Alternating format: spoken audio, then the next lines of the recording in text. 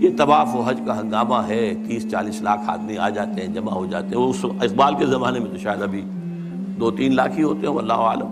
بہرحال لیکن یہ کہ مومن کی تیغ تو بے نیاب جو ہے رہ گئی ہے، ختم ہو گئی ہے. لہذا کوئی ڈرنے کی ضرورت ہی نہیں. کیوں گھبرا رہے ہیں آپ؟ کس کی نومیدی پہ حجت ہے یہ فرمان جدید؟ ہے جہاد اس دور میں مرد مسلمان پر حرام. یہ جو آپ نے مجلس بلائی ہے اور آپ نے اتنا عمدہ انوگرل ایڈریس بھی ادا کیا ہے ہمیں، یہ کس کی طرف سے کوئی نا امیدی کسی بات آپ پر آ گئی ہے؟ نومیدی یا سنگیزی کوئی ہے آپ کے اندر پیدا ہو رہی ہے؟ وہ کون سا سبب ہے؟ کس کی نومیدی پہ حجت ہے یہ فرمان جدید ہے جہاد اس دور میں مرد مسلمان پر حرام؟ دوسرا بشیر بولتا ہے خیر ہے سلطانی جمہور کا غوغا کے شر، تو جہاں کے تازہ فتنوں سے نہیں ہے باخبر. یہ پہلے مشیر کو مخاطب کر کے کہہ رہا ہے تم واقف نہیں ہو دنیا میں جو نئے نئے فتنے اٹھ گئے ہیں، ابلیسیت کو چیلنج کرنے کے لیے بڑی چیزیں آ گئی ہیں. اب یہ سلطانی جمہور کا زمانہ آ رہا ہے. ہم نے تو ملوکیت بنائی تھی، بادشاہت بنائی تھی، امپیریلزم بنائی تھی. یہ کیا ہوا ہے؟ یہ بادشاہت ختم ہو رہی ہے. یہ فرینچ ریولوشن آ چکا ہے.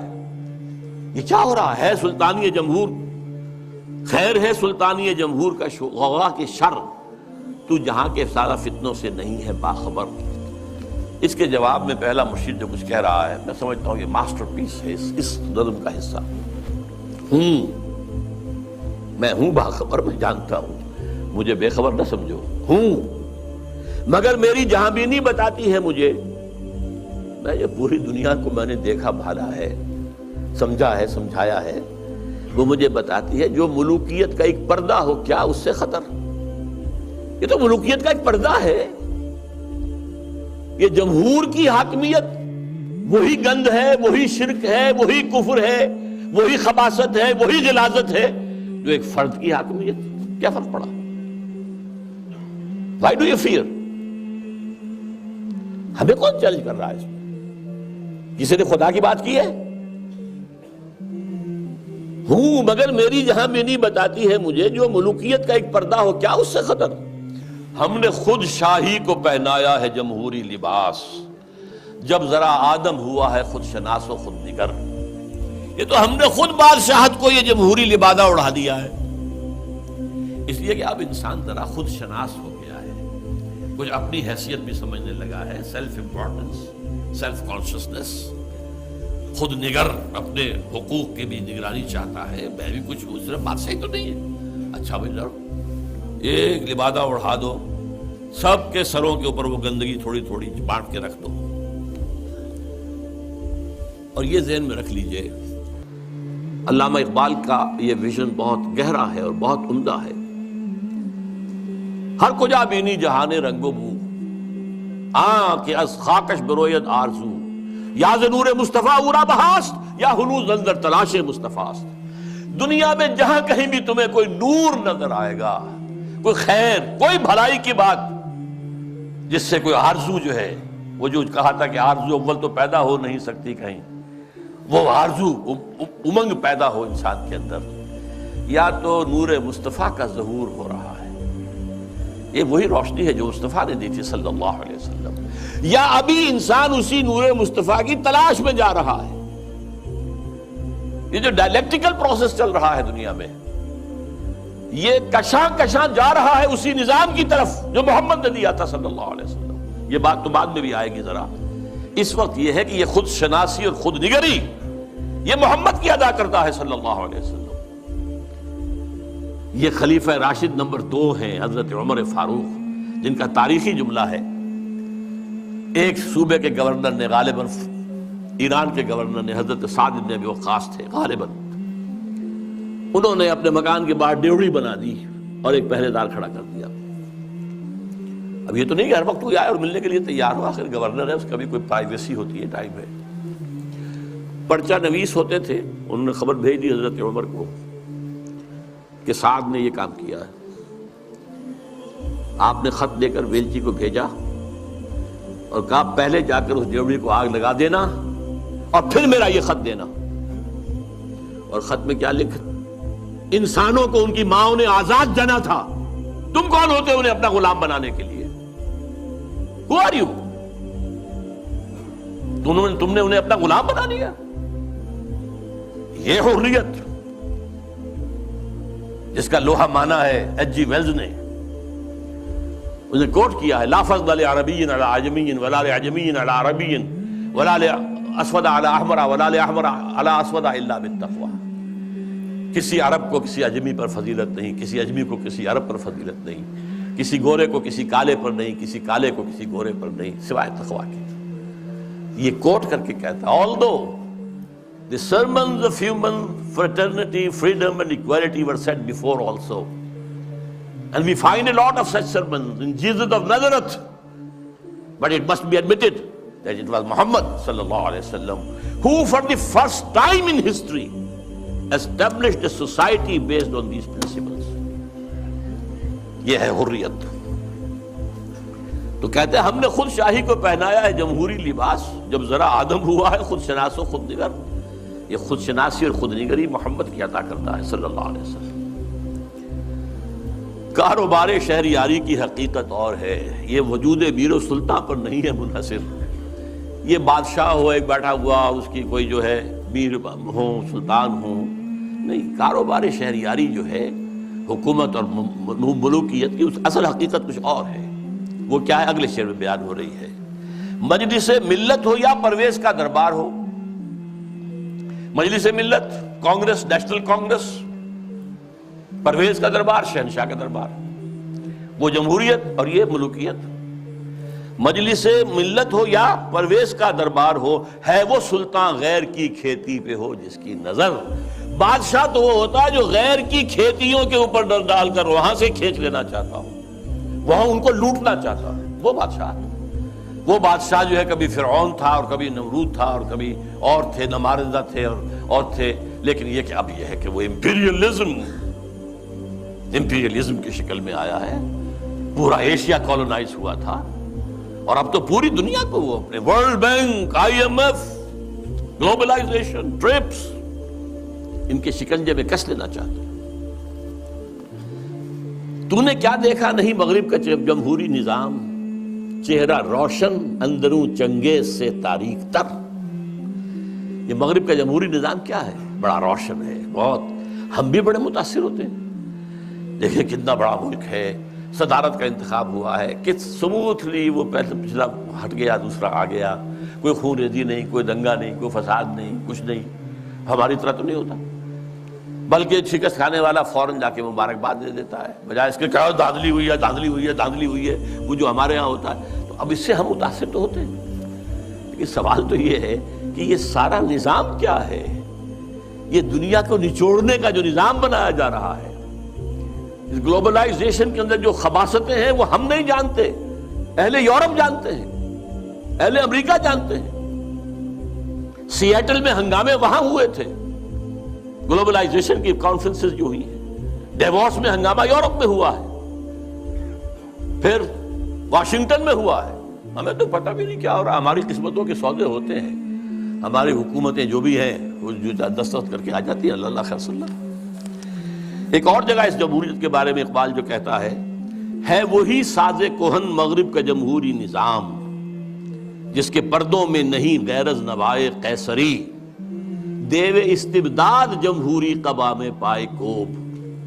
پائے کوب پاؤں مارنا، جیسے کہ کوئی ڈانسر جو ہے وہ اپنے پاؤں زمین کے اوپر مارتی ہے یا مارتا ہے۔ دیو استبداد جمہوری قبا میں پائے کوب، تو سمجھتا ہے یہ آزادی کی ہے نیلم پری؟ کیا بتاؤں کیا ہے؟ اچھا، لیکن اب تیسرا مشیر بولتا ہے، روح سلطانی رہے باقی تو پھر کیا اضطراب ہے؟ اگر یہ ملوکیت رہے باقی کسی نہ کسی شکل میں، روح سلطانی باقی رہے تو پھر ہمیں کوئی حرج نہیں، امپیریلزم موجود رہے تو ہمیں کوئی اعتراض نہیں، ہیومن ساورنٹی موجود رہے تو ہمیں کوئی اعتراض نہیں، روح سلطانی رہے باقی تو پھر کیا اضطراب ہے؟ مگر کیا اس یہودی کی شرارت کا جواب وہ کلیم بے تجلی، وہ مسیح بے صلیب، نیست پیغمبر و لیکن در بغل دارت کتاب؟ اب یہ کس کی طرف اشارہ ہو رہا ہے؟ کارل مارکس کی طرف۔ یہودی جرمنی کا رہنے والا 1818 میں پیدا ہوا ہے. اس کے دماغ میں وہ سب کمیونزم سوشلزم کے جو خیالات تھے ان کے بنا پر جرمنی والوں نے نکال دیا جلا وطن. فرانس میں جا کر ڈیرا لگایا، وہاں بیٹھ گیا، وہاں سے بھی نکالا گیا. انگلینڈ گیا، انگلینڈ جیسے سب کو بگڑے تگڑوں کو سب کو پناہ دیتا ہے. وہاں وہ داس کیپیٹال کی تکمیل ہوئی ہے، جس کی بنیاد پر پھر یہ کہ انقلاب آیا، بولشوک ریولوشن رشیا کے اندر. وہ کہتا ہے کہ یہ تو ایک نیا انقلاب آ رہا ہے، یہ سرمایہ داری کی جڑ کٹ جائے گی، نظام بدل جائے گا. ہم نے جو بھی شیطنت کے پنجے جس طرح کا شکل میں گاڑے ہیں ان میں سے ایک بڑا پنجہ وہ بھی ہے. مگر کیا اس یہودی کی شرارت کا جواب وہ کلیم بے تجلی، وہ مسیح بے صلیب؟ نیست پیغمبر ولیکن در بغل دارت کتاب. داس کیپیٹال ایک کتاب تو اس کے اندر ہے.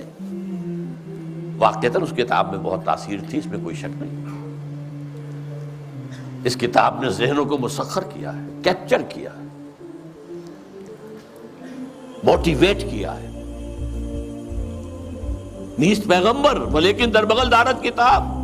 کیا بتاؤں کیا ہے کافر کی نگاہ پردہ سوز، مشرق و مغرب کی قوموں کے لیے روز حساب.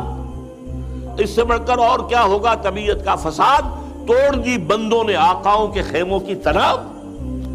یہ تو دنیا زیر و زبر ہو رہی ہے.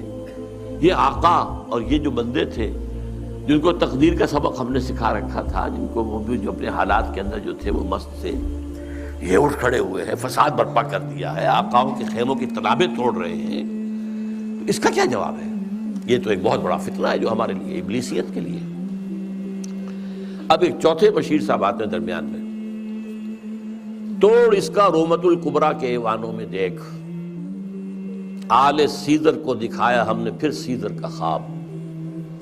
رومت الکبریٰ، Rome, the great Rome, the great Roman empire, اور خاص طور پہ سیزر کا زمانہ. سیزر کے زمانے میں حضرت مسیح پیدا ہوئے ہیں، اور اسی کا اپوائنٹڈ گورنر پائلیٹس پونٹس جو ہے اس کے ہاتھوں ان کے خیال کے مطابق ان کو سولی دی گئی ہے. تو سیزر کا جو ایک خواب تھا، اس نے جو ایک بڑی سلطنت، بڑی مملکت ایشیا، افریقہ اور یورپ کو اپنے ایک پنجے کے اندر لانے کا خواب دیکھا تھا، وہ ختم ہو گیا تھا. پھر مسلمان آ گئے، گریٹ آٹومان امپائر قائم ہو گئی تقریباً انہی تمام علاقوں پر جن پر یہ رومن امپائر تھی تقریباً. لیکن اب پھر ہم نے آل سیزر ہی کے خاندان سے، نسل سے ایک شخص کو پھر وہی خواب دکھا دیا ہے. اور وہ شخص کون ہے؟ مسولینی. یہ 1883 میں پیدا ہوا تھا اور ایک غریب لوہار کا بیٹا تھا، لیکن اس کے اندر ایک زوم تھا کہ رومی بڑی طاقت ہے، بڑی قوت ہے، اونچی نسل ہے، اعلیٰ نسل ہے، ان کا حق ہے حکومت کرنا. یہی چیز بعد میں ہٹلر کے ذریعے سے جرمنی میں آئی ہے. لیکن ابھی جب تک یہ نظم لکھی گئی ہے 1936 میں، اس وقت تک ابھی وہ منظر عام پر نہیں آیا تھا. لیکن سبق ایک تھا، فاشزم، چاہے وہ مسولینی کا ہو اور چاہے وہ نازیزم ہے جرمنی کا. ایک قوم، ایک نسل، لہذا ایک بڑی عظیم مملکت بنانے کا اس نے خواب دیکھا. شمالی افریقہ کے کئی ممالک فتح کر لیے. اس پہ بڑے بڑے اعتراض کیے یورپ والوں نے بھی، وہ تو میں بعد میں آپ کو بتاؤں گا. لیکن یہ ہے کہ یہ چوتھے مشیر نے کہا کہ ہم نے توڑ پیدا کر دیا ہے، کمیونزم کا راستہ روکنے کے لیے یہ فاشزم آ گیا ہے، تم گھبراؤ نہیں.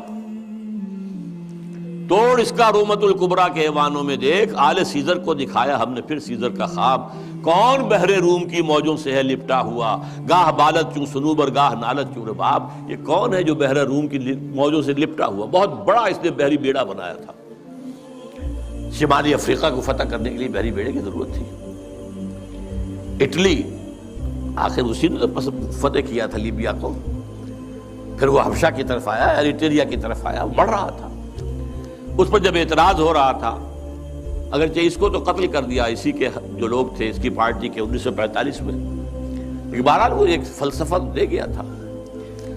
اقبال کی ایک اور نظم ہے، وہ میں تیزی سے آپ کو پڑھ کر سنا دیتا ہوں. جب ویسٹ میں بہت تنقید ہوئی مسولینی پر تو جواب میں وہ کہتے ہیں، علامہ اقبال کہتے ہیں مسولینی کی زبان سے، یا مسولینی کہتا ہے علامہ اقبال کی زبان سے، کیا زمانے سے نرالا ہے مسولینی کا جرم؟ بے محل بگڑا ہے معصومان یورپ کا مزاج۔ یہ معصوم بیٹھے ہوئے انگریز اور یہ فرانسیسی، یہ بڑے معصوم قوم ہے، یہ کہتے ہیں کہ یہ کیا کر رہا ہے مسولینی، یہ کیا جو ہے خوریزی کر رہا ہے؟ کیا زمانے سے نرالا ہے مسولینی کا جرم؟ بے محل بگڑا ہے معصومان یورپ کا مزاج ہے، میں پھٹکتا ہوں تو چھلنی کو برا لگتا ہے۔ کیوں؟ چھاج پھٹکتا ہے، چھلنی جو ہے اس کے اندر سے وہ چیز کوئی نکلتی ہے۔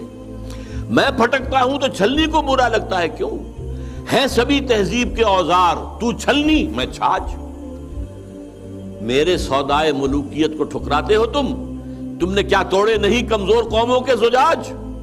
تم نے لوٹے بے نوا سیرا نشینوں کے خیام، تم نے لوٹی کشت دہقاں، تم نے لوٹے تخت و تاج۔ پردہ تہذیب میں غارت گری آدم کشی، کل روا رکھی تھی تم نے، میں روا رکھتا ہوں آج۔ یہ ہے مسولینی کا جو موقف تھا جو علامہ اقبال نے بیان کیا۔ بہرحال اب پھر تیسرا مشیر بولتا ہے، میں تو اس کی عاقبت بینی کا کچھ قائل نہیں جس نے افرنگی سیاست کو کیا یوں بے حجاب۔ کہ میں تو کچھ زیادہ قائل نہیں ہوں اس مسولینی کی کوئی عاقبت اندیشی، یہ ہمارے کام کا آدمی نہیں ہے۔ افرنگی سیاست کو اس طرح بے حجاب کر دیا کہ تم بھی لٹیرے ہو، تم نے بھی خوریزیاں کی ہیں، تم نے بھی ملک لوٹے ہیں، تم نے بھی لوگوں کے خون چوسے ہیں، میں کر رہا ہوں تو کون سا نیا جرم ہے؟ کیا زمانے سے نرالا ہے مسولینی کا جرم؟ وہ کہتا کہ یہ تو اصل میں یہ اشتراکیت کے خلاف، تو یہی جو ویسٹرن کیپٹلزم ہے یہی تو اصل دفاع بن سکتا تھا، اور اسی کو مسولینی کمزور کر رہا ہے۔ میں تو اس کی عاقبت بینی کا کچھ قائل نہیں جس نے افرنگی سیاست کو کیا یوں بے حجاب۔ تو پھر ان کے دوسرے مشیر صاحب اٹھے جو کوئی خاص عہدیدار ہوں گے، لہٰذا انہوں نے مکھن لگانے کے تمام حقوق ادا کیے اور ان کی ہاں میں ہاں ملائی کہ بالکل ایسی بات ہے کہ ہمارے اس نظام کو کچھ بھی نہیں ہو سکتا، اور یہ بالکل بڑا محکم ہے اور بڑی مضبوط بنیادوں پر استوار ہے۔ یہ ہم نے یہ والا حصہ پڑھ لیا تھا۔ اب ہم نے آگے پڑھنا ہے کہ ایک یعنی شیطان نے گفتگو کی، پھر پہلا مشیر اٹھا، اس نے بات کی، اب ایک دوسرا مشیر اٹھ کر تو ایک سوال کھڑا کرتا ہے۔ اس نے شیطان کے سامنے تو سوال نہیں کیا تھا، لیکن یہ جو چاپلوس خان تھا جب اس نے اپنی بات کی تو اس کے بعد اب دوسرے مشیر نے اٹھ کر اس کے سامنے اپنا ایک سوال رکھا ہے۔ براہ راست ان کی شان میں سوال کر کے توہین کا ارتکاب نہیں کیا، تو جو ہے نا وہ جو ان کا چیلا تھا اس سے ایک سوال انہوں نے ضرور پوچھا، وہ دوسرے مشیر نے۔ اچھا، یہ ہم جو آگے بڑھ رہے ہیں تو ذرا وہ نقشہ ذہن میں رکھیں۔ 1936 میں علامہ اقبال نے یہ نظم لکھی ہے، اور یہ وہ دور ہے کہ جس میں آپ کو پتہ ہے پہلی جنگ عظیم ہو چکی ہے، اور دوسری جنگ عظیم اب گویا بالکل سر پہ کھڑی ہے، اور اس کے آثار جو ہیں وہ ظاہر ہو رہے ہیں۔ ایک طرف تو یہ بات ہے، اور دوسری طرف جو نظریاتی کشمکش ہے تو اس میں ایک سائڈ پہ آپ کو پتہ ہے جمہوری انقلاب آ چکا ہے، اور اس کے رد عمل میں ایک جو ہے نا کمیونزم بھی، باشفک ریولوشن بھی آ چکا ہے۔ 1917 میں وہ بھی آ چکا ہے، یہ 1936 کی نظم ہے، اور وہ اب پھیل رہا ہے۔ وہ ایسا نہیں ہے کہ وہ انقلاب آنے کے بعد ادھر ہی روس میں ہی سکڑ کے رہ گیا ہے، بلکہ یہ کہ وہ اب پھیل رہا ہے، یورپ کی طرف بھی بڑھ رہا ہے، اور آگے بھی اس کی جو ہے نا فتوحات کا سلسلہ جاری ہے، اور لوگ متاثر ہو رہے ہیں مارکس سے اور اس کے نظریات سے، اور دیوانہ وار متاثر ہو رہے ہیں۔ اور مزدور جو ہے نا وہ جس کو غلام بنا کے، جو غلامی پہ راضی تھا، اب وہ ایک انگڑائی لیتا نظر آ رہا ہے۔ وہ سورہ اسرافیل ثابت ہو رہی ہے، اس کی کتاب جو پڑھتا ہے اس کے اندر ایک بیداری پیدا ہو جاتی ہے، وہ انقلاب کی بات کرنے لگتا ہے۔ تو ایک طرف یہ کشمکش ہے، اس کے ساتھ ساتھ اس وقت دنیا میں آپ کو پتہ ہے ہٹلر بھی موجود ہے، تو گویا ایک تیسری ڈائمنشن بھی موجود ہے جبر کی، یعنی وہ فسطائیت کی علامت ہے، ایک مکمل ایک فرد کا جبر جو ہے وہ پوری طرح ایک ملک کے اوپر وہ بھی ہے، تو اس کے پیچھے نسلی تعصب ہے، وہی جو وی آر جرمن اور وہ سپیریئر ریس۔ تو یہ ایک اچھا، اس کو آج کے دور کو سمجھنے کے لیے یہ بہت ضروری ہے جو کچھ بھی اس وقت نقشہ تھا۔ ایک طرف نظریاتی کشاکش ہے، جمہوریت ورسز کمیونزم، دوسری طرف جو ہے وہ آپ کو یہ والی جو ہے نا ایک ملوکیت کی نئی، ایک تو ملوکیت تھی وہ تو ختم ہو گئی، مسلمانوں کے ہاں کچھ اس کے آثار باقی تھے، باقی یہ کہ دنیا سے ملوکیت جو ہے نا وہ اٹھ گئی اور اس کی جگہ یا جمہوریت آ گئی یا کمیونزم آ گیا. لیکن یہ کہ ملوکیت نے ایک نئی شکل اختیار کی، جبر کی نئی صورت اختیار کی. فاشزم جو مسولینی یا ہٹلر کا جو فاشزم ہے تو اٹلی میں اور جرمنی میں جس کا آغاز ہوا، تو یہ وہ نقشہ ہے جس میں علامہ یہ ساری بات کر رہے ہیں اور مختلف کرداروں سے اپنی بات اجاگر کر رہے ہیں، سامنے لا رہے ہیں. تو اب وہ جو دوسرا مشیر ہے وہ ایک شعر ہے، یہ بس 2 سوالات ہیں جو اس نے اٹھائے ہیں پہلے مشیر کی باتوں پر.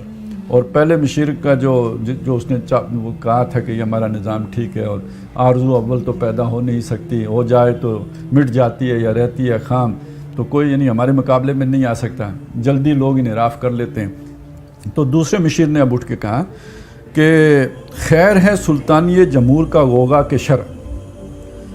پہلے تو سلطانی کس کی تھی؟ فرد کی سلطانی تھی. اب اس کی بجائے جمہور کی سلطانی ہے، آئی سلطانی ہے، لیکن یہ جو جمہور کی سلطانی ہے یہ ملوکیت کے مقابلے میں خیر ہے یا شر؟ پہلے تو اس کا فیصلہ ہونا چاہیے، اس کا تعین ہونا چاہیے. تو جہاں کے تازہ فتنوں سے نہیں ہے باخبر، کیا تجھے پتہ نہیں کہ اس وقت دنیا میں کیا ہو رہا ہے؟ یہ انسان بڑا جو ہے نا وہ خود شناس و خود نگر ہو گیا ہے، اپنے حقوق کی بات کرنے لگا ہے. اب یہ جو سوال ہے نا یہ شیطان کے مشیر کی طرف سے اٹھایا ہوا، ایک اور مشیر کی طرف سے اٹھایا ہوا سوال ہے. تو اس کا مطلب کیا ہے؟ شیطان کا سب سے بڑا ہتھیار یہ ہے کہ انسان غافل رہے، غفلت میں رہے، باشعور نہ ہو جائے، وہ ایسی تعلیم اسے نہ مل جائے کہ اسے حقیقی روشنی نصیب ہو جائے، وہ حقائق کو جانچنے اور پرکھنے کے قابل ہو جائے. تو اگر کہیں کوئی شعور کی رمق ہے، کہیں کوئی روشن خیالی ہے، کہیں کوئی کسی بھی درجے میں اپنے حقوق کا احساس اور اس کا شعور ہے اور ادراک ہے، تو یہ ہمارے نظام کے لیے خطرہ ہے. تو تجھے نہیں پتہ کتنے بڑے فتنے اٹھ گئے ہیں.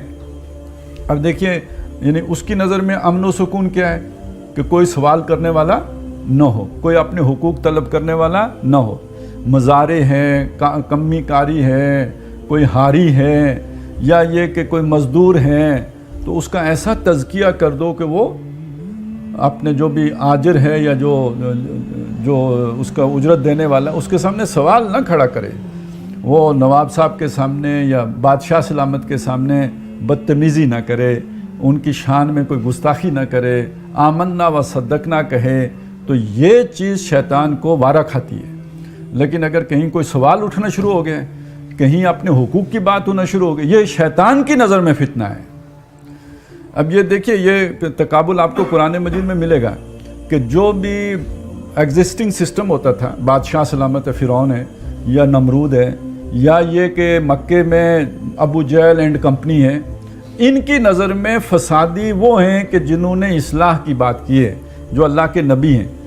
فرعون نے تو صاف کہا، قرآن مجید میں اس کا جملہ نقل ہوا ہے کہ اگر ہم نے اس موسیٰ کو نہ روکا یفسدوا فی الارض، یہ زمین میں فساد مچا دے گا، یہ اور اس کے ساتھی زمین میں فساد مچا دیں گے. تو فرعون کی نظر میں فسادی کون؟ موسیٰ علیہ السلام. اللہ کی نظر میں فتنہ اور فساد کرنے والے کون؟ یہ نمرود، یہ فرعون، یہ قاتلوہم حتی لا تکون فتنۃ، جب تک ان کا فتنہ ختم نہیں ہوتا ان سے جنگ جاری رکھو. تو فتنہ فساد اپنے یعنی ایک ریلیٹیو بات ہوگی. جو شیطانی نظام ہے اس کے لیے خیر کا نظام فتنہ ہے، اور جو خیر کا نظام ہے اس کے اعتبار سے شیطانی نظام فتنہ ہے.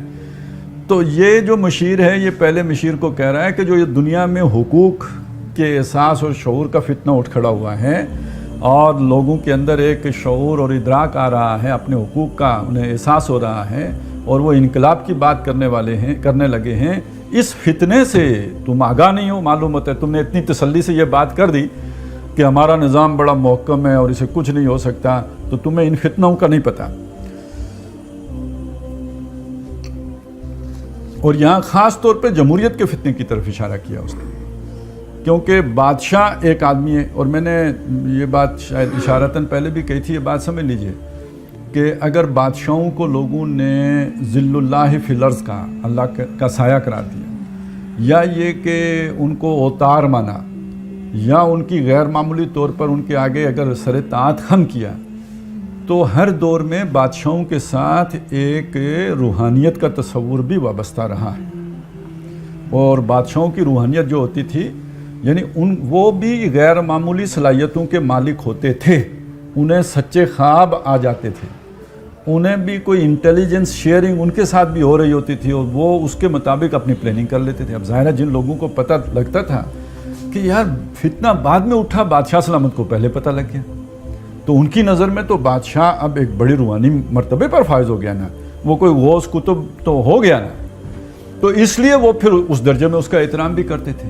لیکن اب یہاں یہ بات سمجھ لیجئے کہ ایک بادشاہ اکیلا شخص، اس کے ساتھ یہ کمیونیکیشن یا انٹیلیجنس شیئرنگ کون کرتا تھا؟ یہ شیطان کر رہا ہوتا تھا۔ لوگ سمجھتے تھے روحانیت ہے، خیال تو کہیں غیب سے ہی آتا تھا، یا خواب بھی غیب ہی سے آتا ہے، لیکن یہ کہ وہ رحمانی ہے یا شیطانی ہے یہ تو نہیں پتہ کہ وہ کمیونیکیشن کس نے کی۔ یوخی بعضهم الی بعض زخرف القول غرورا، یہ کس نے کیا یہ تو پھر نہیں پتہ لگے گا نا، عام بندے کو تو نہیں پتہ لگے گا۔ اور ایک حدیث میں، یہ سیرت کی کتابوں میں آپ کو یہ واقعہ مل جائے گا کہ جب نبی صلی اللہ علیہ وسلم بیعت لے رہے تھے نا، یہ جو لوگ آئے تھے مدینے سے، تو ابھی حضور صلی اللہ علیہ وسلم مکہ ہی میں تھے، ایک خاص جگہ پہ ایک گھاٹی میں آپ صلی اللہ علیہ وسلم ان سے لوگوں سے ملے اور ان سے جو ہے نا وہ بیعت لی۔ تو اس گھاٹی کے شیطان نے جا کے دار الندوہ میں سرداران قریش کو بتایا کہ تم ادھر آرام سے بیٹھے ہوئے ہو اور ادھر تمہارے خلاف منصوبے پک رہے ہیں۔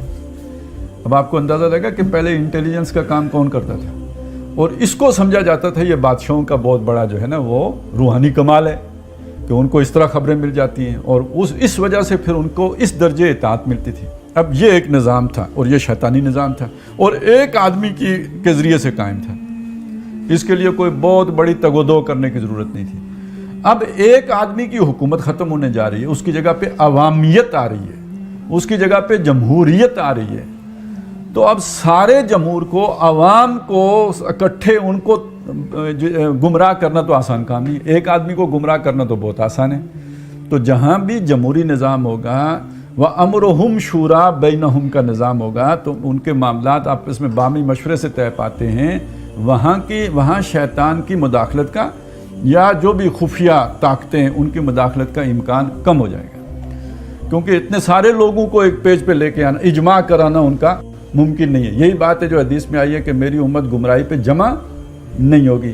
تو جہاں فرد واحد ہوگا، آخری اختیار تو میرے پاس ہے، تو جو آخری اختیار میرے پاس ہے تو تیرے پیچھے کون ہے وہ پتہ نہیں ہے۔ تو وہ یعنی شیطان اس پہ جو ہے وہ مطمئن رہتا ہے اختیار ایک بندے کے پاس رہے اور جبر ہو، اور جہاں پہ اختیار عوام کو منتقل ہو جائے یہ شیطان کے لیے فتنہ ہے، اس کے لیے فساد ہے، اس کے اعتبار سے یہ بہت بڑی گھاٹے کی سودا ہے۔ اب وہ جو پہلا مشیر ظاہر ہے اس کی پورا جو بیانیہ تھا اس کو اس نے اس سوال سے اڑا کے رکھ دیا کہ اتنا بڑا فتنہ کھڑا ہو گیا، ہمارا تو سارا نظام خطرے میں ہے، اس کے اوپر سوالیہ نشان لگا ہوا ہے۔ تو اب وہ پہلا مشیر اس کو جواب دیتا ہے ہوں، یعنی مجھے پتہ ہے یہ جو جمہوریت جو ہے نا جس کا غلغلہ ہے مجھے اس کی پوری طرح اس کا علم ہے، مگر میری جہاں بینی بتاتی ہے مجھے جو ملوکیت کا ایک پردہ ہو کیا اس سے خطر۔ اب دیکھیے یہ دو مشیر ہیں شیطان کے، ایک ہی چیز کے بارے میں، واقعہ ایک ہے، فیکٹ ایک ہے، اس فیکٹ کے بارے میں ایک کا نقطہ نظر یہ ہے کہ یہ ہمارے لیے فتنہ ہے، دوسرے کا نقطہ نظر یہ ہے کہ کوئی فتنہ نہیں ہے، یہ اسی ملوکیت ہی کا فریب ہے، یہ اسی کا پردہ ہے، یعنی کہ اس کے لبادے میں وہی ملوکیت ہے کہ جو جلوہ گر ہے۔ یہ دو مختلف نقطہ نظر آ گئے۔ تو اس میں ایک بات سمجھ لیجئے کہ وہ جو پہلا مشیر، جو دوسرا مشیر جو اعتراض کرتا ہے کہ جمہوریت ایک فتنہ ہے، ہمارے اعتبار سے ایک فتنہ ہے، وہ حقیقی جمہوریت کی بات کر رہا ہے، جہاں واقعی اختیار عوام کے پاس چلا جائے وہ واقعی شیطان کے لیے بہت بڑا خطرہ ہے۔ اور یہ جو دوسرا مشیر کہتا ہے مجھے پتہ ہے، اس کی حقیقت معلوم ہے، یعنی حقیقتاً اختیار عوام کو منتقل نہیں ہوگا، یہ تو اختیار چند خاندانوں کے پاس رہے گا، کچھ سرمایہ داروں کے پاس، وہ ہمارے ہی چیلے ہیں، وہ ہمارے ہی پٹھو ہیں، وہ ہمارے ہی رستے پہ چلنے والے ہیں۔ تو اب یہاں پہ جو بات ہمارے سمجھنے کی ہے وہ یہ کہ جو دنیا میں جمہوریت رائج ہوئی ہے وہ شیطانی جمہوریت تھی، لیکن جو اصل جمہور کا تصور ہے کہ لوگوں کی رائے سے اور لوگوں کے اتفاق کی رائے سے فیصلہ کیا جائے، یا اتفاق سے نہ بھی تو ان کی مشورے سے فیصلہ کیا جائے، وَأَمْرُهُمْ شُورَىٰ بَيْنَهُمْ ہو، یہ وہ شے جو شیطان اپنے لیے فتنہ سمجھتے ہیں۔ وہ جو امت گمراہی پہ جمع نہیں ہوگی تو پھر کیسے ایک ایسا فیصلہ ہو جائے گا کہ جو گمراہ کن فیصلہ ہو؟ ہاں، ایک فرد گمراہ ہو سکتے ہیں، وہ کوئی بھی ہو، رسول معصوم عن الخطا ہے، فرد کوئی معصوم عن الخطا نہیں ہے، تو اس سے غلطی ہو سکتی ہے۔ وہ معصومیت اللہ نے اجماع کے ساتھ جوڑ دی ہے، تو جہاں فرد کے پاس فیصلہ کا اختیار ہوگا وہاں شیطنت کا خطرہ ہے، اور حقیقی جمہوریت اگر آ جائے تو شیطنت کا خطرہ نہیں رہے گا، وہ ٹل جائے گا۔ اچھا، یہاں پہ ذرا ضمنی طور پہ یہ بات ذہن میں رکھیے گا کہ ہمارا جو خلافت، ہم جو کہتے ہیں نا خلافت المسلمین، یہ پورا ذہن میں لے آئیں، یہ تصور کیا ہے؟ یہ در حقیقت اس چیز کے عین مطابق ہے، وَأَمْرُهُمْ شُورَىٰ بَيْنَهُمْ کے مطابق ہے، اور اس میں مشاورت کے ذریعے سے فیصلے ہوں گے، یعنی اس کی پوری روح اس کے اندر آ جاتی ہے۔ اور یہ بات بس موٹی بات اتنی جان لیجئے، جب تک نبی تھے تو زمین کے اوپر اللہ کی خلافت نبی کے پاس، ایک فرد کے پاس ہوتی تھی۔ جو نبی ہے وہ اللہ کا خلیفہ ہے، اور خلافت تو ہوتی نیابت ہے، جانشینی ہے، تو جس کی آپ جانشینی کر رہے ہیں اس کے ساتھ آپ کا کانٹیکٹ ہونا چاہیے نا، رابطہ ہونا چاہیے نا، اس کے ساتھ ہارٹ لائن کمیونیکیشن ہونی چاہیے۔ تو نبی کی ہوتی تھی یا نہیں ہوتی تھی؟ اب آپ بتائیے، حضرت ابو بکر کی بھی ہوتی تھی، حضرت عمر کی بھی ہوتی تھی، اب کسی کی ہوگی؟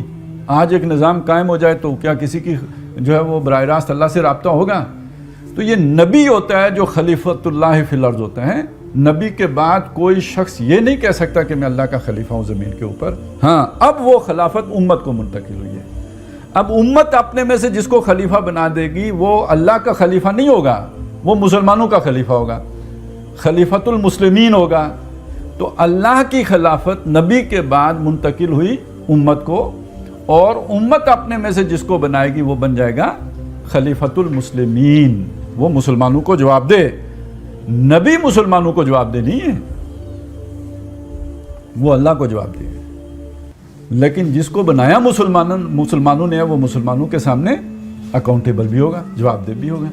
اب ہمارے ہاں خلافت کے نام پر ملوکیت کو دوبارہ، اور ملوکیت بھی اس روحانیت کے ساتھ، خلافت کے مقدس نام کے ساتھ، گویا خلیفۃ اللہ فی الارض۔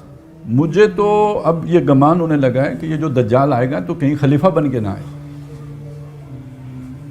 کیونکہ دجال ہے نا، دجل ہے، فریب ہے، دھوکہ ہے، تو وہ دھوکہ تو خلافت ہی سے ہوگا۔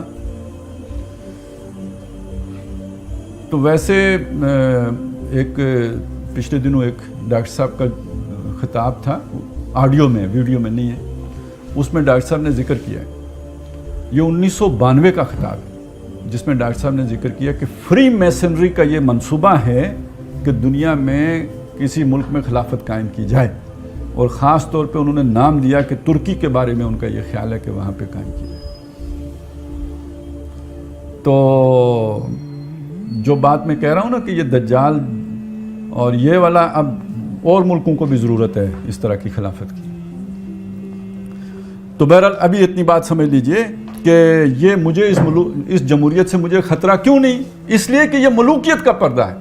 گویا حقیقی جمہوریت ہوتی تو خطرناک تھی، لیکن ملوکیت کا پردہ ہونے کی وجہ سے، کیا تو نے دیکھا نہیں مغرب کا جمہوری نظام، چہرہ روشن، اندروں چنگیز سے تاریک تر؟ تو یہ جو اندروں اس کا چنگیز سے تاریک تر ہے، یعنی یہ حقیقت میں جمہوریت نہیں ہے، وہ دکھلاوا ہے۔ حقیقت میں کیا ہے؟ یہ پہلے تو ہوتا تھا ایک بادشاہ کی آمریت ہوتی تھی، ایک فرد کی آمریت ہوتی تھی، یہ سرمایہ داروں کی آمریت ہے۔ فیصلے وہ کرتے ہیں اور جو چاہیں فیصلے کریں، عوام سے پوچھ کر فیصلے نہیں ہوتے۔ عوام کو لالی پاپ دیا جاتا ہے کہ جناب آپ کی حکومت آپ کی مرضی سے، وہ کیا ہے جی،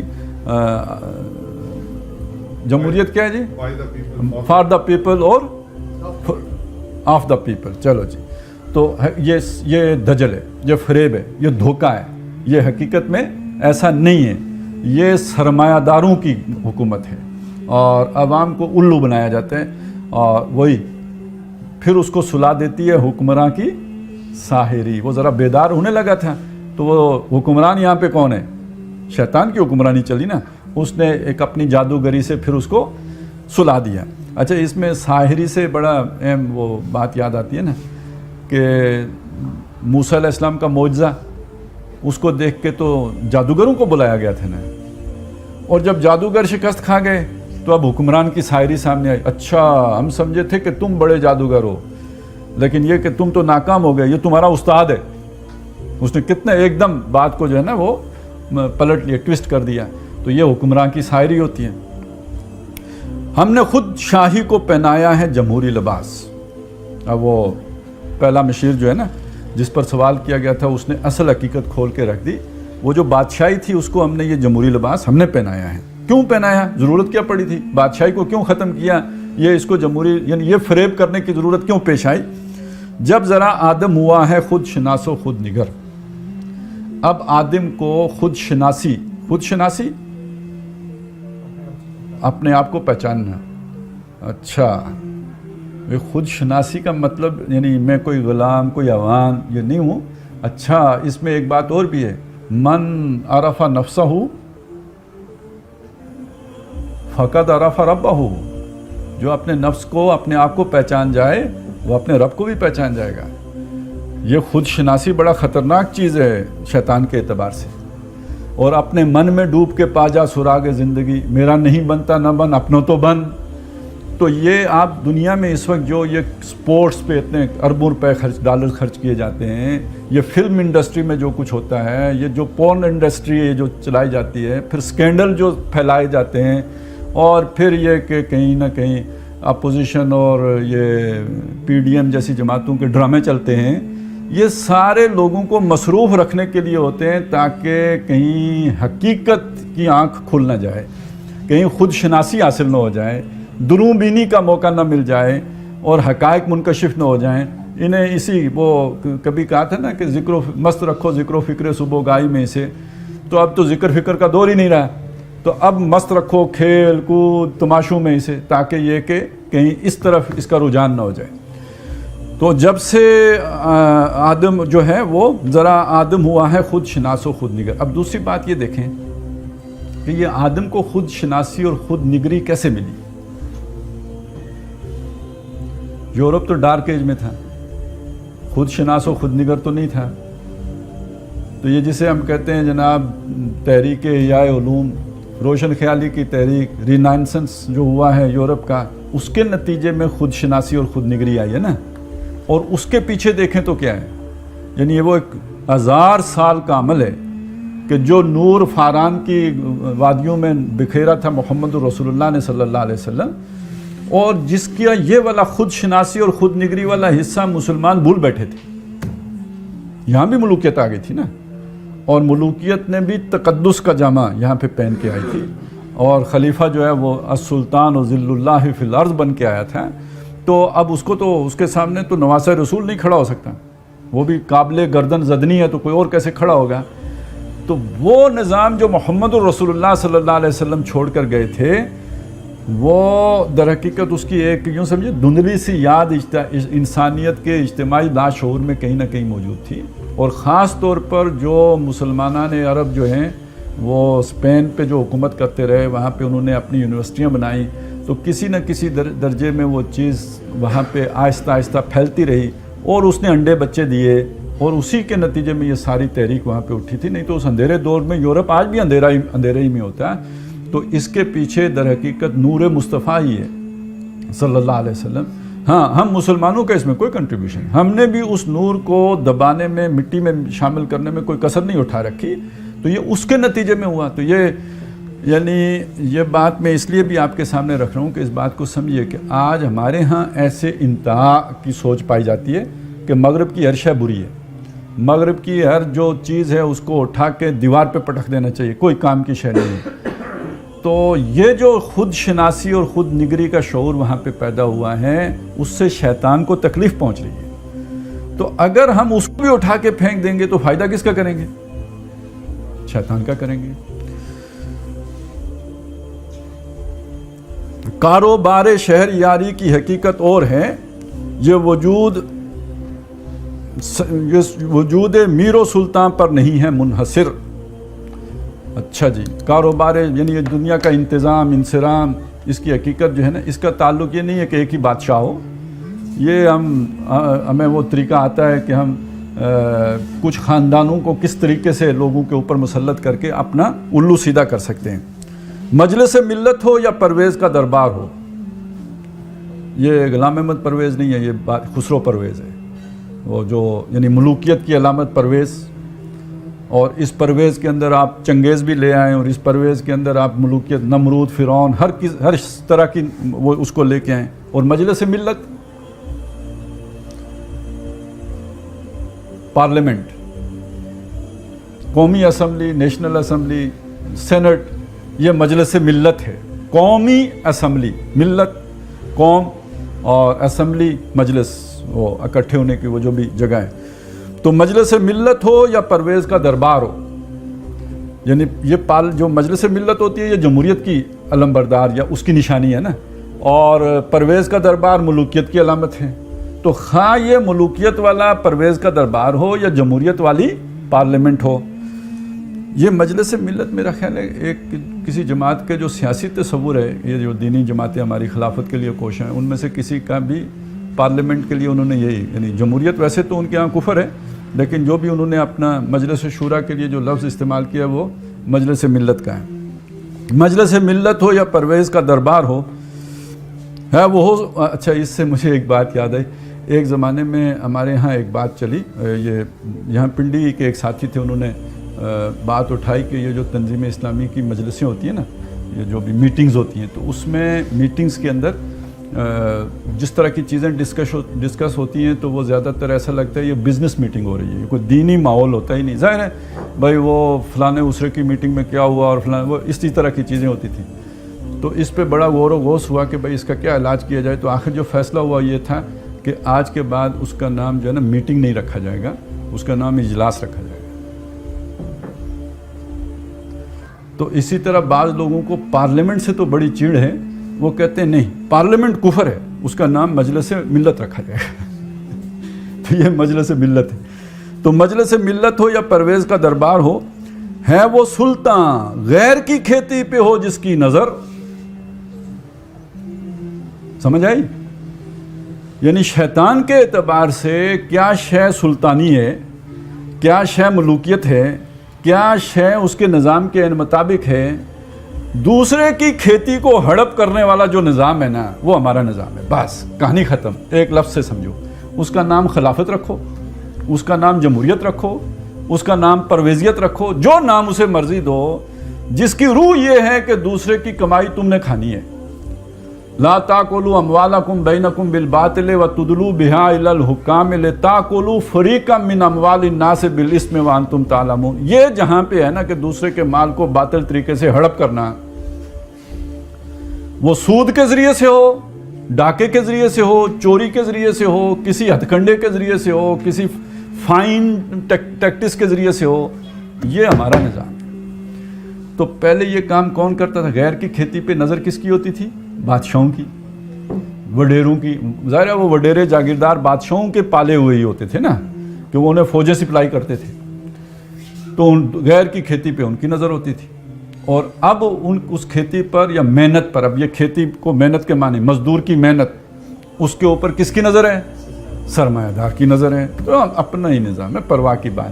اب یہ اس نے شہریاری کی بنیاد بتا دی آپ کو کہ فرق کہاں پہ پڑے گا.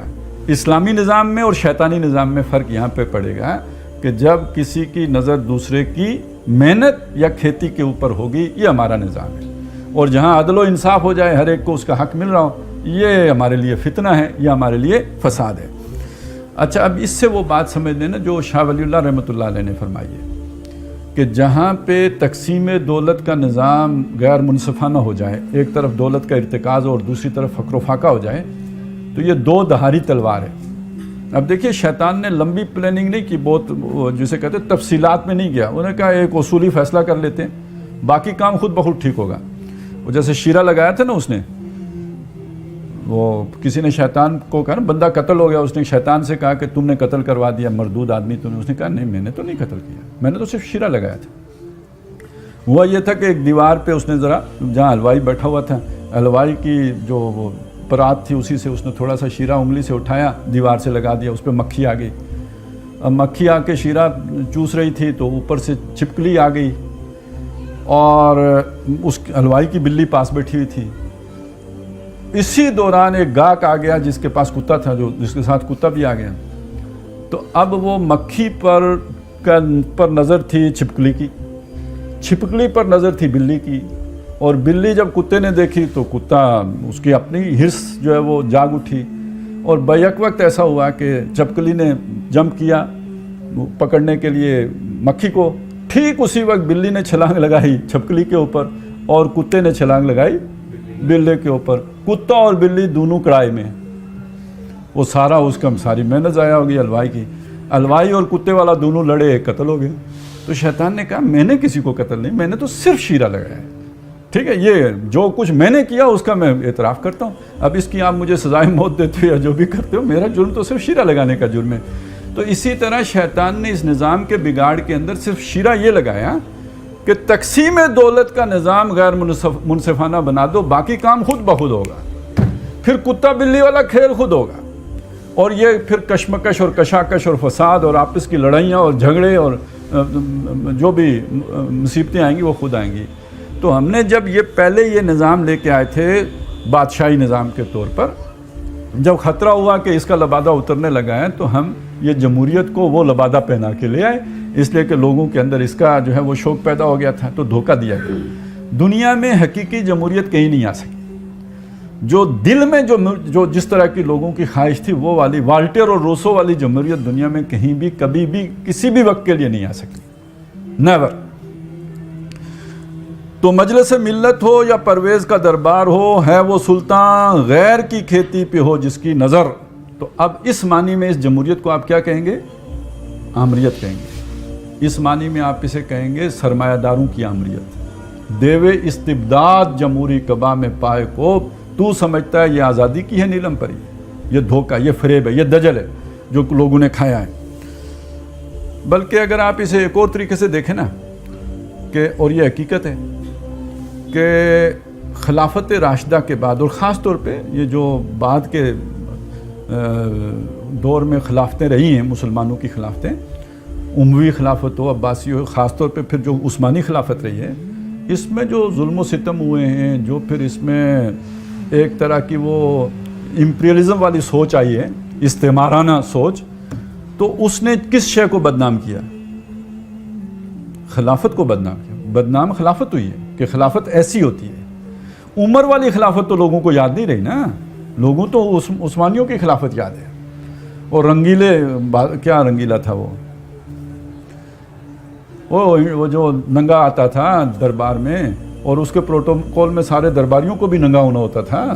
और ये कहीं मैं अफगानिस्तान, पता नहीं कोई वीरानिस्तान की बात नहीं कर रहा हूँ, दिल्ली में, और खिलाफत के बैनर तले हमने ऐसी खिलाफत भी दुनिया में बिताई है भाई। ये खिलाफत है। तो अब रंगीला शाह बदनाम किस शय को कर रहे हैं? खिलाफत को बदनाम कर रहे हैं। तो ये बुश हो या और इस तरह के लोग हों, उन्होंने बदनाम किसको किया? जमहूरियत को, उल्टा बदनाम कर दिया उसको। तूने क्या देखा नहीं मगरब का जमहूरी निज़ाम, चेहरा रोशन अंदरून चंगेज से तारीख तर। वो सारी बात जो है उसने आके उस एक सवाल के जवाब में, वो जो उसने कहा ना फितना, जमहूरियत का फितना आ रहा है, उसने कहा कोई प्रॉब्लम नहीं, ये अपना ही जो है हमने उसको टेम कर लिया। अब ज़ाहिर है अभी वो जमहूरियत हमारे काबू में आ चुकी है, हमने उसे बेकाबू नहीं होने दिया।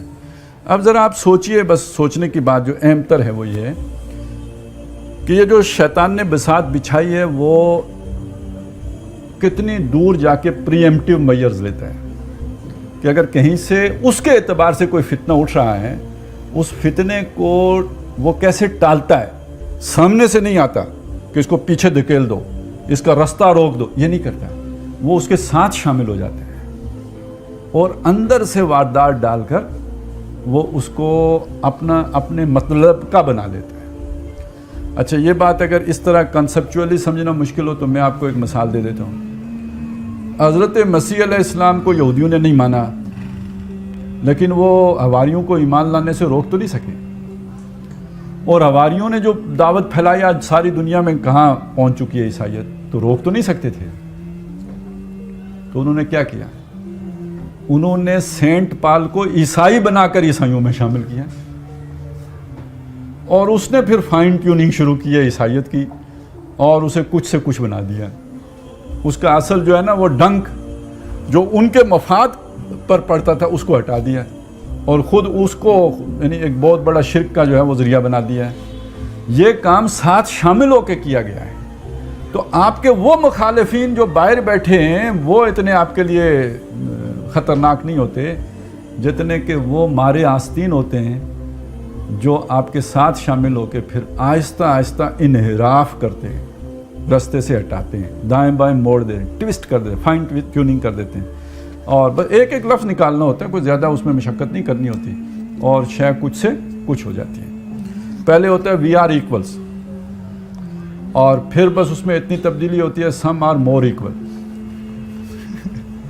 زیادہ تبدیلی نہیں ہوتی, بس اتنی ساری تبدیلی ہوتی ہے.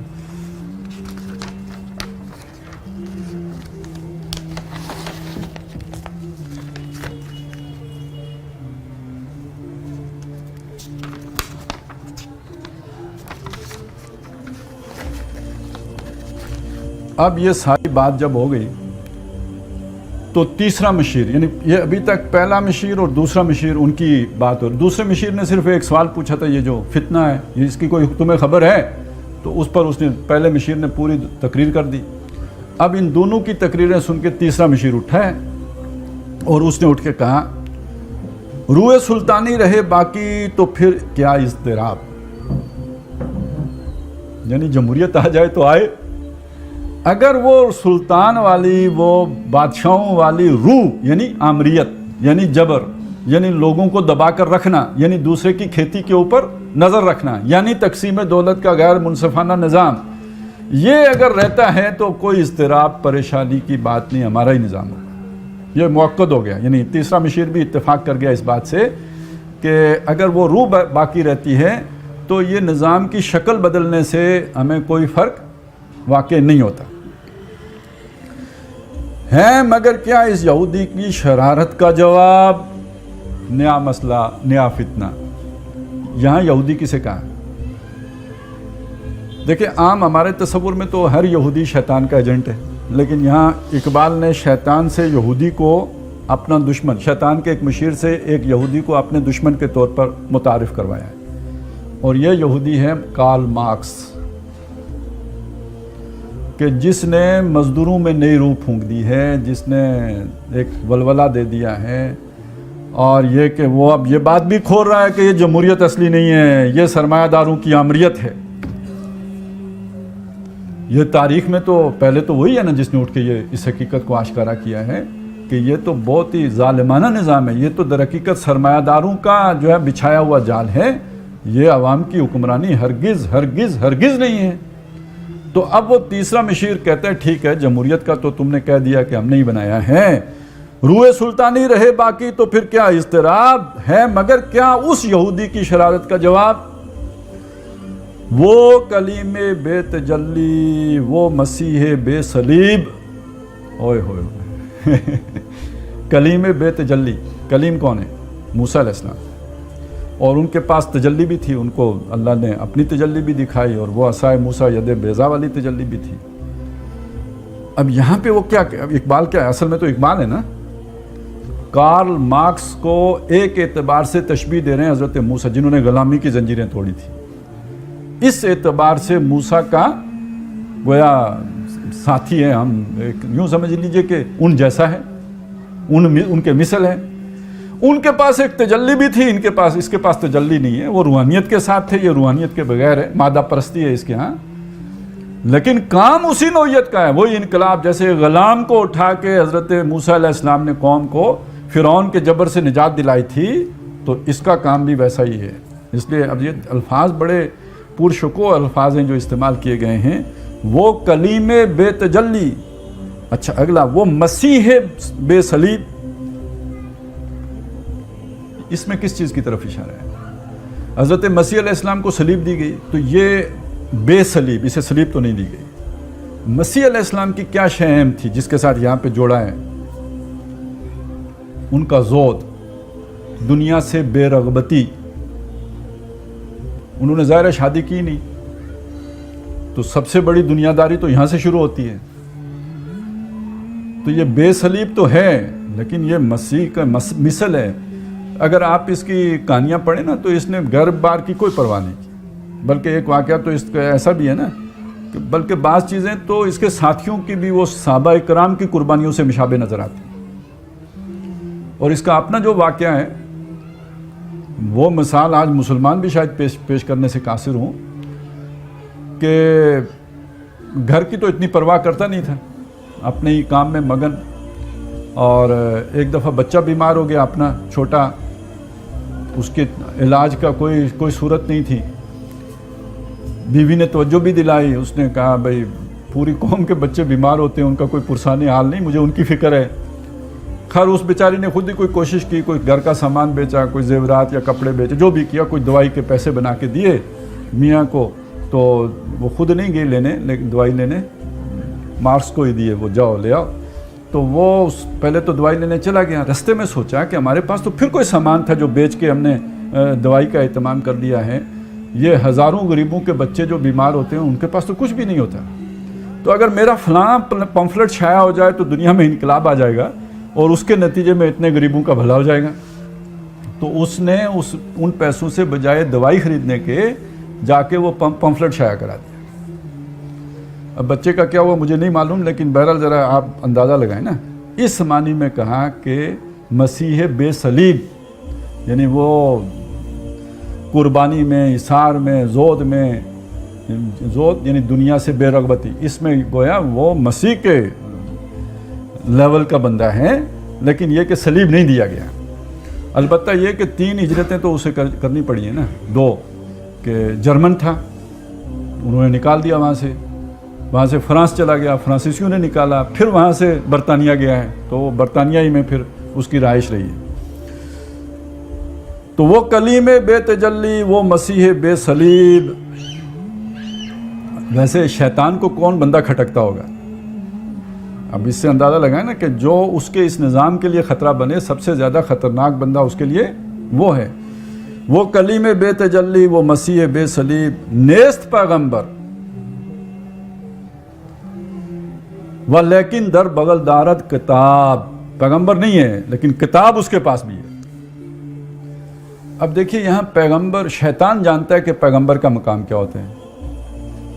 ہم تو ناپتے ہیں نا اس حسن یوسف دم عیسیٰ ید بیزاداری، ہم تو ان چیزوں سے دیکھتے ہیں کہ وہ کتنا حسین تھا، کتنی آنکھیں خوبصورت تھیں، زلفیں کا رنگ کیا تھا. ہم تو یوں دیکھتے ہیں. شیطان کسی اور معنی میں دیکھتے ہیں. شیطان کس معنی میں دیکھتے ہیں؟ وہ قرآن نے بیان کیا ہے کہ یہ لقد جو ہم نے رسول بھیجے، ارسلنا رسولنا بالبینات، ہم نے بھیجے، انہیں نشانیاں دیں، کتابیں دیں. وانزلنا معہم الکتاب والمیزان، ایک میزان عدل اجتماعی بھی دی ان کو، لیقوم الناس بالقسط، تاکہ لوگ انصاف پر کھڑے ہو جائیں. تو رسولوں کا سب سے بڑا مقصد دنیا میں انصاف قائم کرنا ہوتا ہے. شیطان کا مقصد انصاف کو ختم کر کے ظلم قائم رکھنا ہوتا ہے. تو شیطان کے اعتبار سے سب سے زیادہ خطرناک لوگ تو نبی ہیں، پیغمبر ہیں. یہ جو شخص آیا ہے جس کا نام مارکس ہے، نیست پیغمبر تو نہیں ہے. ولیکن در بغل دارد کتاب، اس کی بغل میں ایک کتاب موجود ہے. کتاب آ کے بھونچال لاتی ہے. کتاب لوگوں کے ذہن بدلتی ہے، کتاب لوگوں کی سوچ بدلتی ہے. اچھا ایک کتاب آپ اسکول میں پڑھتے ہیں، یہ پتہ ہے کون سی کتاب پڑھتے ہیں؟ نہیں پتا. میں بتاؤں، یہ وہ کتاب پڑھتے ہیں جو دشمن کے بچوں کو پڑھائی جاتی ہے. سمجھ آئی؟ کیوں پڑھائی جاتی ہے؟ تاکہ ان کا شعور سلب کیا جائے، شعور دیا جائے نا، کبھی ہمارے مقابلے میں کھڑے نہ ہو جائیں. یہ اس لیے دیا ہے. پیغمبر جو کتاب لے کے آتا ہے وہ ہدی للناس بینات من الہدی، وہ شعور دیتی ہے جو شیطان توبہ کرتا ہے. الحذر، آئین پیغمبر سے 100 بار الحذر، اس سے وہ سخت ڈرتا ہے، سخت بھاگتا ہے. تو یہ شخص بھی کتاب لے کے آ گیا ہے. یہ وہ والی کتاب نہیں ہے جو دشمن، یہ وہ کتاب ہے جو انقلاب لاتی ہے. یہ والی کتاب لے کے آ گیا ہے, در بغل دارت کتاب. کیا بتاؤں کیا ہے کافر کی نگاہ پردہ سوز, مشرق و مغرب کی قوموں کے لیے روز حساب. پردہ سوز, وہ جو آپ نے پردہ ڈالا ہوا ہے لوگوں کی نگاہوں کے آگے, وہ اس کو آشکارا مطلب ہٹا دیتا ہے, جلا دیتا ہے, اور اس کے نتیجے میں حق و باطل کو واضح, وہی فرقان کا کام کرتا ہے. اور اس سے پھر جو لوگ موٹیویشن ان کے اندر پیدا ہوتی ہے, انسپائرڈ ہوتے ہیں, جو مزدور اٹھ کھڑے ہوتے ہیں, انہیں اپنے حقوق کا احساس ہوتا ہے, وہ گریبان پکڑتے ہیں اپنے مالکوں کا, کاش کوئی اس کی سوئی ہوئی دم ہلا دے. وہ جو فیض نے کہا تھا, تو وہ کوئی دم جب اس کی ہل جاتی ہے وہ کتاب پڑھ کے, تو وہ پھر اپنے آقاؤں کا جو ہے وہ کچھ عمر نکالنے کے لیے اٹھ کھڑے ہوتے ہیں. تو گویا وہ تو اکاؤنٹیبلٹی, تقدس ختم. وہ جو ایک حالہ بنایا ہوتا تھا وہ اڑ گیا, اور اب لوگ حساب مانگنے آ گئے, محاسبہ کرنے آ گئے. اچھا, ان لوگوں کو محاسبے کو یہ تو بدتمیزی کے درجے میں رکھتے نا, وہ تو توبہ محاسبہ, اور ہمارا اللہ کر سکتا ہے, اس سے نیچے کوئی نہیں کر سکتا. تو یہ شے جو ہے وہ بڑی, یعنی یہ تو اب خطرے میں آ گئے, محاسبے کا دور آ گیا. تو یہ جو ہے وہ یہ فساد کس نے پیدا کر دیا جی؟ یہ مزدوروں کو حقوق کا تصور کس نے دے دیا؟ یہ غریبوں کو جو ہے جگانے کا کام کون کر رہا ہے؟ یہ کون گستاخ ہے کہ جس نے ہمارے جو اقلیم کے اندر یہ بغاوت پیدا کر دی ہے؟ یہ وہ جو کلیم بے تجلی اور مسیح بے صلیب اور نیست پیغمبر ولیکن در بغل دارت کتاب, اس نے آ کے یہ بھونچال پیدا کر دیا ہے.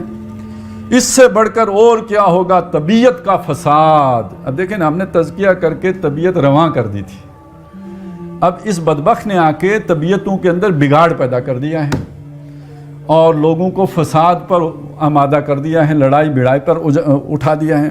توڑ دی بندوں نے آقاؤں کے خیموں کی تناب.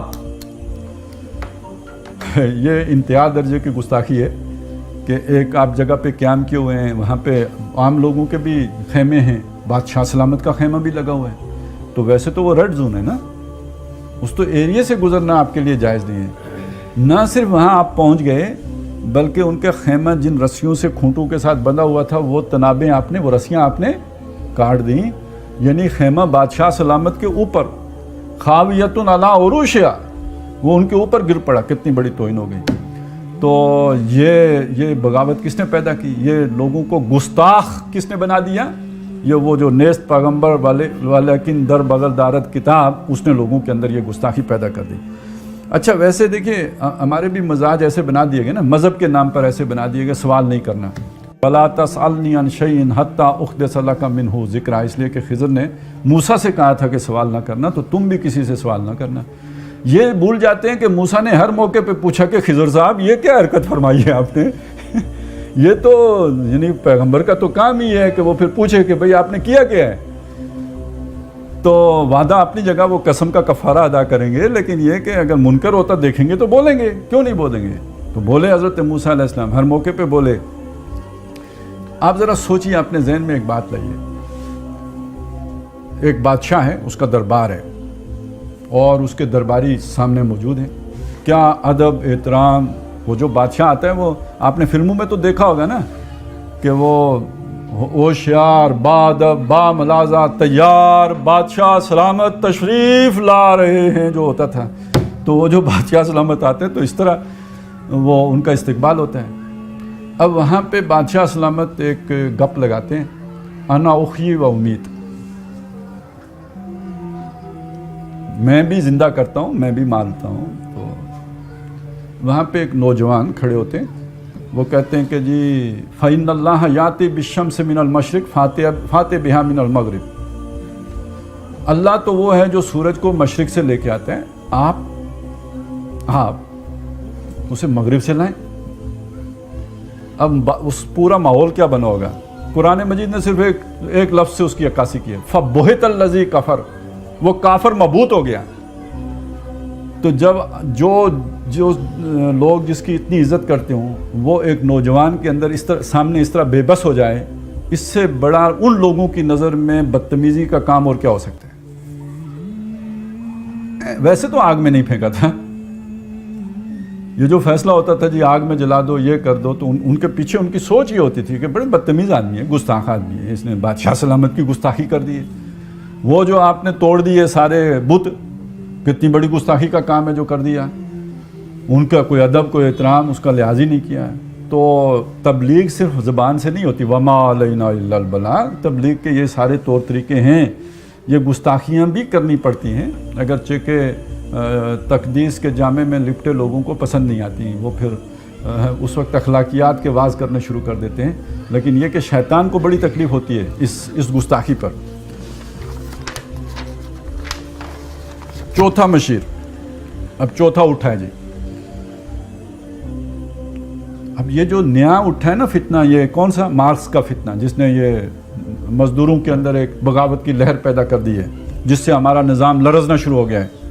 अब वो चौथा मशीर उठ के कहता है, तोड़ उसका रूमतुल कुबरा के ऐवानों में देख।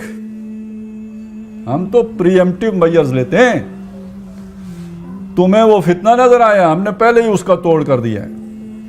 और वो तोड़ क्या है? वो तोड़ है फाशिज्म। ये जो रूमतुल कुबरा, ये जो वो सल्तनत रूमा, अजीम सल्तनत रूमा, रूमतुल कुबरा, या ये वो पुराना जो चला आ रहा कैसर वाला निज़ाम था। रूमतुल कुबरा के ऐवानों में देख, आले सीजर को दिखाया हमने फिर सीजर का ख्वाब। आले सीजर, कैसर यानी जो बादशाह थे रोम के, उनको हमने वो वाला ख्वाब, वो ख्वाब क्या था? पूरी दुनिया पर हुकूमत करना। किस बुनियाद पर? हम जो है चोजन लोग हैं, हम सुपीरियर जो है वो ब्रीड हैं, हमारा हक है दुनिया के ऊपर हुकूमत करना। तो अब रोम के अंदर यानी ये मसूलिनी है, इसके अंदर अब ये सोच दोबारा पैदा हो गई है। तो असल में ये इसका नतीजा क्या निकलेगा कि ये जो रूस से ये सारा कुछ आ रहा है, इसके रास्ते के आगे बंद हम फाशिज्म से बांधेंगे। इस बात को आज समझ लीजिए। ये जो इंसानी हुकूक का तस्वुर आगे बढ़ रहा था, ये शैतान को पसंद नहीं था। उसने एक उसे फरेब के ज़रिए से जो है वो उससे बचने की कोशिश की थी। अब जो बात आगे जा रही थी, ये शैतान के लिए ख़तरनाक होती जा रही थी।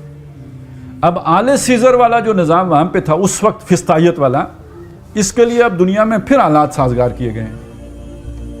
ये जो हिंदुस्तान में मोदी आया है, ये वही सोच है, वही फिलॉसफी है जो आले सीजर की थी। हिंदुस्तान हिंदुओं का, सुपीरियर हिंदू माता, ये जो सारा ये जो है ना आरएसएस, इसके पीछे यही सोच है। अब आप चलिए अमेरिका, अभी तो फिर जमहूरियत वापस आ गई है, लेकिन ये थोड़े वक्त के लिए आई है। बीजेपी की हुकूमत एक दफा बनी, फिर कांग्रेस आई थी, फिर बीजेपी इस तरह आई है। इसी तरह समझ लीजिए कि वहां पर ये जो बाइडेन साहब आए, ये एक आर्जी तब्दीली है। असल में जो वो फिलॉसफी है जो ट्रंप वाली जो है, उसके पीछे जो असल सोच है वो वाइट सुप्रीमेसी की सोच है। और उसके साथ वो सारी फिस्तायत है। जब ट्रंप आया था उसने क्या क्या इकदाम किए थे, वो सारे ज़हन में रखिए। और अब जब वो ताकत लेके आएंगे तो ये सिर्फ अमेरिका का मसला नहीं है, ये पूरे यूरोप में ये सोच पैदा कर दी गई है। तो गोया ये जमहूरियत की बसात निपटने वाली है। इसकी जगह पे वापस कौन सी शय आएगी? फिस्तायत का निज़ाम आएगा। और इसके लिए जिस मॉडल की मिसालें दी जाती है ना, जो कामयाब तरीन मॉडल है दुनिया में इस फिस्तायत का, वो चाइना मॉडल है। और आप देखिए चाइना में मुसलमानों के साथ जितना जुल्म चाइना में किया गया, प्रोपेगेंडा भी होगा, कुछ चूंकि कुछ ताकतें उसकी मुखालिफ हैं, जरूर प्रोपेगेंडा भी होगा, लेकिन सारा प्रोपेगेंडा नहीं है। हमें ऐसे लोग भी मिले जो वहाँ रह के आए, उन्होंने भी बताया। तो वो जो है वो ना इंडिया में है ना इसराइल में है, वो निराली बात है। और वहाँ वाकईतन जो है वो जिसे कहते हैं ना एथनिक क्लिनजिंग, नस्ल कुशी, और अब तो वो बिल्कुल ही ट्रांसफॉर्मेशन, उनको यानी ख़ास कैंपों में ले जाके, तो वो जैसे हमारे लोगों को ले जाके रिहेबिलिटेशन का एक प्रोग्राम शुरू किया जाता है, इस तरीके से उनके पूरे जो है वो नस्लें बिगाड़ देना और तब्दील कर देना। ये चाइना में, और कोई पूछने वाला नहीं, कोई इदारा नहीं जहाँ पे यार चलें कोई जस्टिस जावेद इकबाल जैसे बंदे ही का कोई जो है ना वो मिसिंग पर्सन का कमीशन हो, कुछ तो हो, बंदा जाके किसी दीवार से कोई दीवारें गिरिया ही हो जिस पे जाके कोई रोल है, ऐसा भी कुछ नहीं।